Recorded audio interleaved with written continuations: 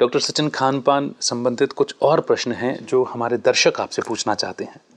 नमस्कार जी, मैं भूप सिंह हरियाणा से। मेरा प्रश्न आपसे ये है, आप कहीं ब्याह शादी या त्योहार पर किसी के घर जाते हैं, वहाँ कुछ खाते नहीं है, इससे अगले को बुरा लगता होगा, क्या यह आपका व्यवहार उचित है? डॉक्टर साहब, एक बात और ऐड करना चाहूँगा इनके प्रश्न में। मैं ये भी सुना है मैंने कि आप या संस्था से जुड़े हुए लोग किसी और के हाथ का बनाया हुआ भोजन नहीं खाते हैं, ये क्या कारण है?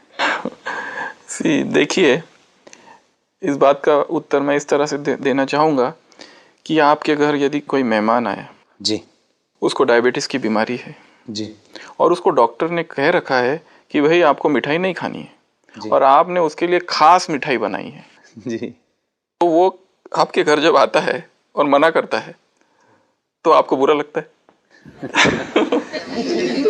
आपकी तरफों से नहीं जीत पाएंगे। क्योंकि देखिए, उसको वो तो कहता है कि भाई मैं तो खा सकता हूँ पर डॉक्टर ने मना किया है खाने के लिए। तो उसी तरह देखो, जब भी हम किसी एक मार्ग पर निकल पड़ते हैं तो वहाँ पे कुछ धारणाएं होती है, कुछ वहाँ के नियम होते हैं, कुछ दृढ़ता स्वयं में लानी पड़ती है। तो इस संस्था की भी अन्य एक मुख्य धारणा है, जैसे मैंने आपको कुछ समय पहले कह रहा था कि अन्न के 3 प्रकार के दोष होते हैं, जिसमें हमने जाति दोष तो देख लिया कि जिसमें राजसिक, सात्विक और तामसिक। एक दूसरे प्रकार का भी दोष है अन्न का, जिसे कहा जाता है आश्रय दोष। अभी ये जो दोष है, इसमें ऐसा है कि जो व्यक्ति जो पैसा आ रहा है, किस कमाई से ये पैसा आ रहा है, उसका भी, जैसे किस प्रोफेशन से, मतलब कोई 2 नंबर की कमाई कर रहा है, कोई और दूसरा गलत काम कर रहा है, अनैतिक कार्य कर रहा है, उस तरह से वो पैसा है और उससे वो भोजन बनाया जा रहा है, तो जो व्यक्ति वो अन्न खाएगा उस पर प्रभाव पड़ेगा जी। ये आश्रय दोष में तो ये एक बात है। या फिर ऐसा कोई व्यक्ति है, मैं हूँ सपोज, और मैं किसी दूसरे पर आश्रित हूँ और वो जो व्यक्ति कमाता है वो अनैतिक तरीके से कमाता है जी, और वही अन्न मैं खाता, तो उसका भी मुझ पर प्रभाव पड़ेगा। और इसी में आश्रय दोष में एक तीसरी एक बात है कि किस मनस्थिति में व्यक्ति भोजन बना रहा है, मतलब व्यक्ति जो भोजन बना रहा है उसके मन के वाइब्रेशंस भी उस भोजन में जाते हैं और वही वाइब्रेशंस खाने वाले के मन पर प्रभाव करते हैं। और तीसरा जो दोष है वो होता है निमित्त दोष, मतलब कितना साफ सुथरा हो, रसोई कितनी साफ सुथरी हो। आप देखो कि एक ज़माने में जो लोग भोजन बनाते थे उनको महाराज कहा जाता था। हाँ, आपने सुना होगा महाराज आए हैं। तो ये महाराज अर्थात क्या? महाराज अर्थात वो जिसका अपनी कर्मेंद्रिया जिसकी वश में हो। क्या बात! तो इसीलिए उसको महाराज कहा जा सकता। और ये जो महाराज थे वो जब रसोई घर में जाते थे तो वो एक ऐसा वस्त्र पहनते थे जो कि सिला हुआ ना हो, वो एक स्पेशल उनका क्लॉथ्स होता था उसके लिए, भोजन बनाने के लिए। और एक बार वो किचन में चला गया कि वापस वहां से बाहर नहीं आता था जब तक कि भोजन पूरा ना हो जाए। मतलब ये है कि साफ सुथरा। और दूसरा, आपने कुछ ऐसे संप्रदाय भी सुने होंगे जैसे वल्लभाचार्य का संप्रदाय है, जैसे रामानुजाचार्य का संप्रदाय। उसमें एक शब्द आता है स्वयं पाक जी, मराठी में कहते हैं स्वयं पाक, अर्थात रसोई को ये दूसरा शब्द है स्वयं पाक। पाक मतलब भोजन, पाक शास्त्र मतलब भोजन बनाने का जो शास्त्र है। स्वयं पाक अर्थात स्वयं पाकी, सेल्फ कुक जी, मतलब जो खुद अपने लिए भोजन बनाते हैं। तो ये धारणाएं तो हमारे भारतीय संस्कृति में कब से चालू है कि इन सभी जो दोष मैंने बताया उसका मन पर कहीं ना कहीं असर तो पड़ता ही है। अभी आपने जो बात कही कि भाई हम लोग बाहर का नहीं खाते, अगर वैज्ञानिक तरीकों से भी देखा गया है इसका, तो देखो बाहर का जो भोजन है, बाहर का जो होटल्स में, उसमें न जाने कितने कौन से केमिकल्स है, कौन सा पानी उसमें यूज़ किया गया है और कितनी बीमारियां उससे होती है बाहर का।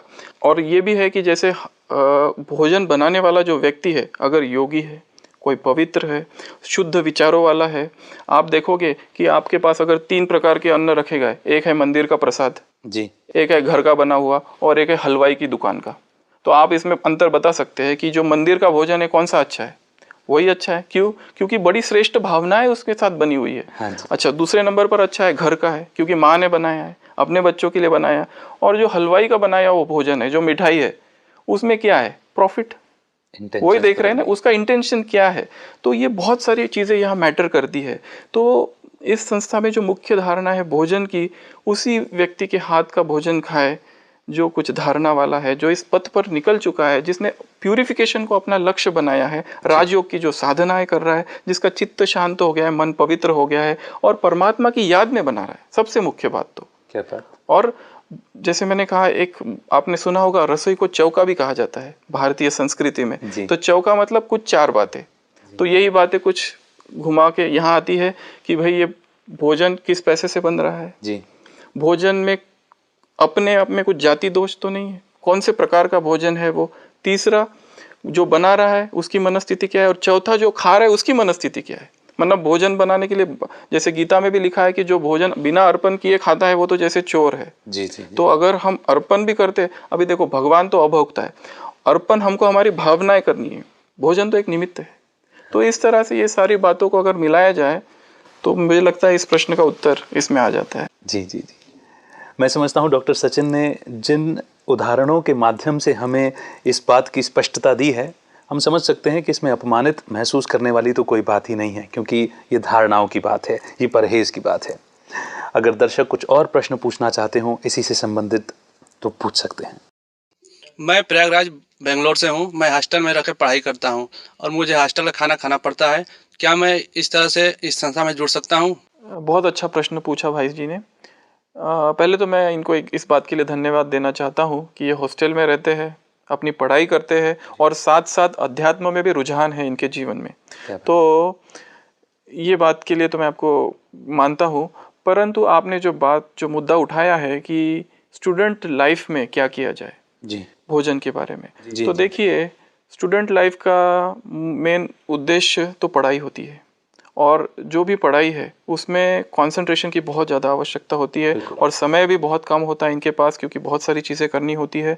और ऐसे में अगर कोई व्यक्ति ये सोचे कि मैं खुद अपना भोजन बनाऊं तो ये तो बड़ी मुश्किल हो जाएगी। जी, जी। तो इसमें आप ऐसा कर सकते हैं कि कोई ऐसे व्यक्ति को देखे, इस तरह का भोजन, एक तो सबसे बेस्ट तो मैंने जैसे कहा कि खुद बनाए या किसी ऐसे व्यक्ति से ले कि जो योगी हो, जो पवित्र जीवन की जिसमें सारी धारणाएं हो, परंतु किसी कारणवश आपको ये नहीं मिल रहे हैं इस तरह के लोग। हाँ जी। तो इसमें आप ऐसा कर सकते हैं कि कुछ दूसरे संप्रदाय के लोग होते हैं, मांस मटन ये जी सब हाँ, चीजें नहीं खाती, मतलब तामसिक गुणों से वो मुक्त है।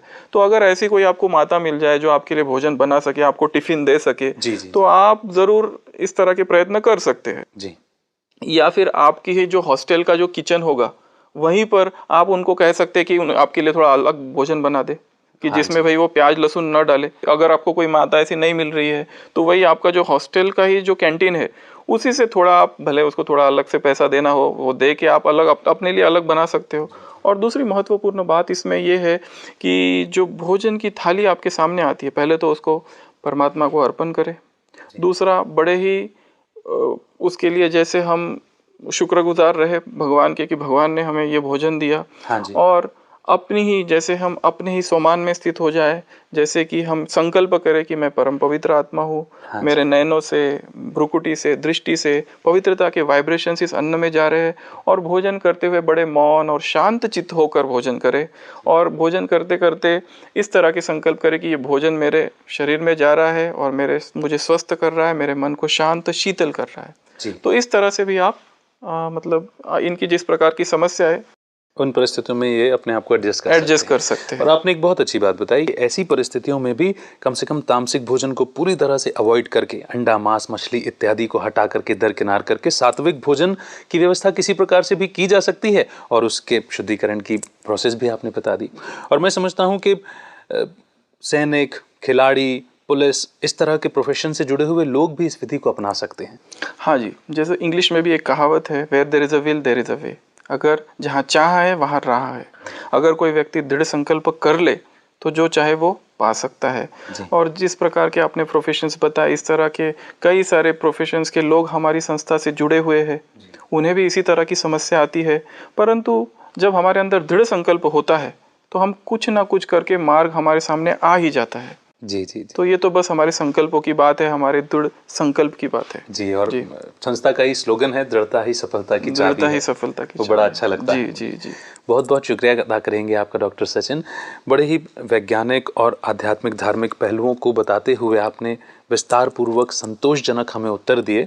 और खान पान की धारणाओं से संबंधित जो भी दिक्कतें हमें आती थी, जो भी दुविधाएं हमें थीं, उनका समाधान इस कार्यक्रम के माध्यम से हमें प्राप्त हुआ है। मैं समझता हूँ इस संस्था से जुड़ने में हमें कोई परेशानी नहीं आनी चाहिए। आप अपना बहुमूल्य समय निकाल करके हमारे बीच में आए, आपका बहुत बहुत धन्यवाद। दोस्तों, खान पान हमारे जीवन का एक बहुत ही महत्वपूर्ण अंग है। खान पान से संबंधित काफ़ी सारी दुविधाएं हमारे मन में थी। हम ब्रह्मा कुमारी संस्था से जुड़ना चाहते हैं, सात्विक जीवन जीना चाहते हैं, तो सात्विक अन्न तो अपनाना ही होगा। और तब तो ये हमारे लिए बहुत आसान हो जाता है जब हमने सात्विक भोजन को अपनाने के सारे गुण समझ लिए हों और तामसिक भोजन के सारे दोष हमारी समझ में आ गए हों। आज के इस कार्यक्रम के जरिए हमने खान पान से संबंधित विषयों पर चर्चा की। कार्यक्रम की अगली कड़ी में कुछ और धारणाओं से जुड़े विषयों पर चर्चा करेंगे। तब तक के लिए दीजिए इजाजत, रखिए अपना बेहतर ख्याल। नमस्कार। अधिक जानकारी के लिए संपर्क करें naisuch.gws@gmail.com या कॉल करें 9414006944 या 9414032365।